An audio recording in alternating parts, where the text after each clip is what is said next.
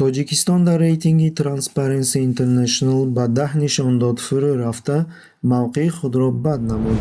Ҳамин тавр, дар рейтинги қабули коррупсия Тоҷикистон аз мавқеи 151 ба мавқеи 161 фурӯ рафт. Ҳамагӣ рейтинги Transparency International 180 кишварро дар бар мегирад.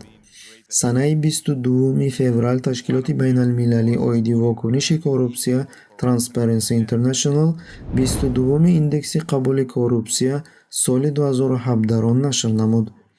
Дар индекси мазкур кишварҳои ҷаҳон бо ҷадвали аз 0 то 100 балл баҳогузорӣ карда мешаванд, ки дар ин ҷо 0 маънои дараҷаи баланди сатҳи қабули коррупсия ва ба таври мувофиқ дараҷаи ниҳоии коррупсионӣ будани мансабдорон дар сектори умумиро ифода менамояд.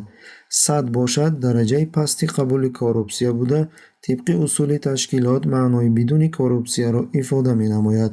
Ҳамин тавр, Тоҷикистон бо 21 хол дар 161 ҷой қарор гирифт.